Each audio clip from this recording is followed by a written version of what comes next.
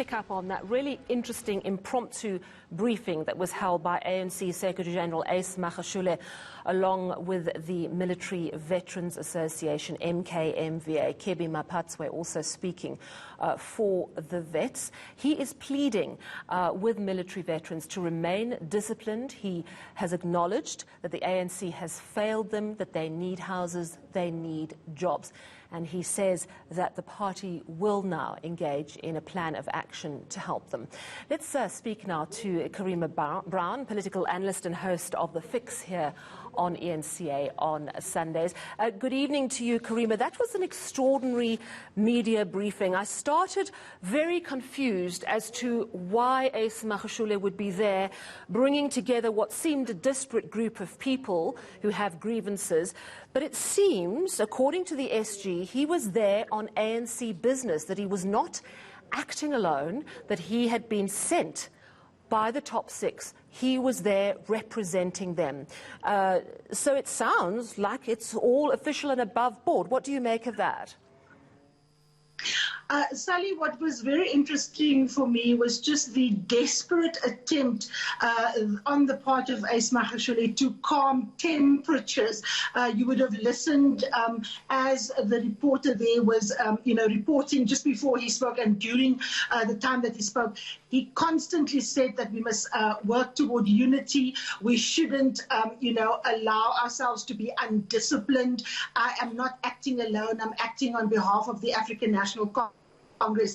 And then, of course, he can't help himself. And then he diverts from script and says the enemy wants to divide us. And, of course, one would have to ask yourself, why would the Secretary-General of a governing party speak about an enemy? The African National Congress is in charge. It controls the government. It runs South Africa. And that belies the talk of so-called unity in the African National Congress.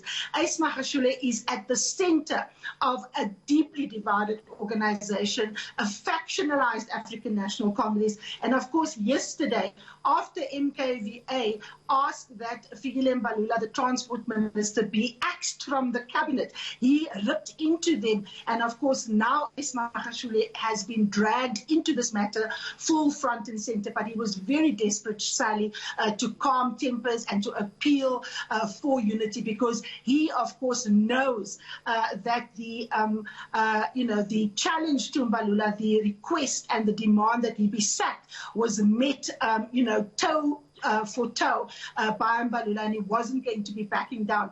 And that really tells you what the organizational state of the ANC is, despite the efforts of Ace Magashule to spin otherwise, Sally. It does raise the question of why the ANC top structures would decide to send him down. We have seen him withdraw from public engagements, whether of his own volition or because the president of the ANC says no, step back. And suddenly he's in the spotlight. He's giving this very public media briefing. So it doesn't make sense why the party leadership would send him down knowing that this was likely to happen. I think it's actually a perfect strategy because it ring-fences Ace Magashule. These are his forces, Sally. You must remember, these are the same people who marched to the Thule House in the week, who marched onto the Zondo Commission of Inquiry in support of former President Jacob Zuma.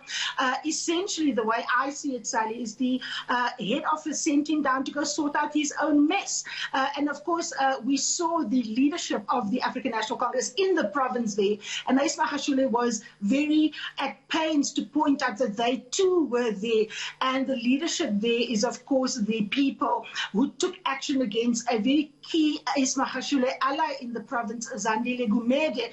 And remember, they had acted against her when she appeared in court, addressed supporters.